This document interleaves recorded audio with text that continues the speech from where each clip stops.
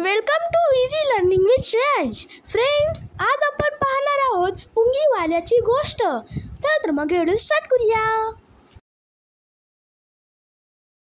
एक होते गाव.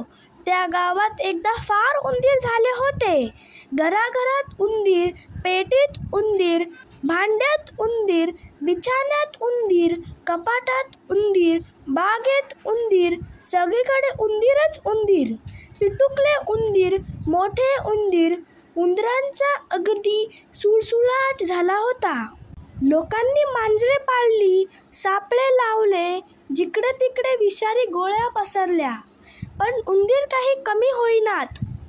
लोक वैतागून गेले, रडकुंडीला आले. लहान मुले घाबरू लागली. एके दिवशी गावात एक पुंगीवाला आला. तो म्हणाला, मी उंदरांचा बंदोबस्त करतो, मला 5,000 रुपये द्या. लोकांनी कबूल केले. लगेच पुंगीवाला रस्त्यातून फिरू लागला. आपल्या पुंगीतून गोड सूर काढू लागला. त्याबरोबर उंदीर घराघरातून बाहेर पडले. उंदरांच्या झुंडीच्या झुंडी पुंगीवाल्याच्या मागे जाऊ लागल्या. अखेर पुंगीवाला गावाबाहेरील नदीवर गेला. त्याच्या मागोमाग उंदीरही गेले. पुंगीवाला नदीत शिरला. मग उंदरांनीही पटापट नदीत उड्या मारल्या. सगळे उंदीर नाहीसे झाले. लोकांना फार आनंद झाला. त्यांनी पेढे वाटले. तितक्यात पुंगीवाला त्यांच्यासमोर हजर झाला. तो म्हणाला, लोकांनो, सगळे उंदीर मेले. आता माझे 5,000 रुपये द्या. लोक म्हणाले, कसले 5,000? तू चालता हो. पुंगीवाला रागावला. तो रस्त्यावर आला. आपल्या पुंगीतून गोड सूर काढू लागला. आणि काय नवल, घराघरातून मुले बाहेर पडली.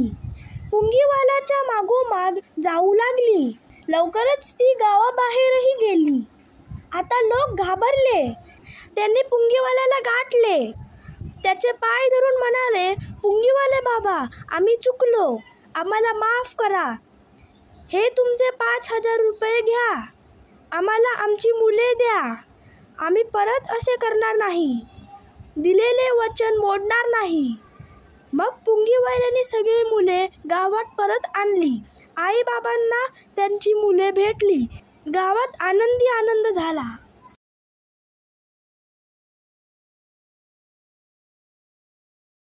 फ्रेंड्स, तुम्हाला व्हिडिओ कसा वाटला ते मला नक्की कमेंट करून सांगा. व्हिडिओ आवडला असेल तर व्हिडिओला लाईक करा, शेअर करा आणि चॅनलला सबस्क्राईब करा. Thank you friends and bye bye.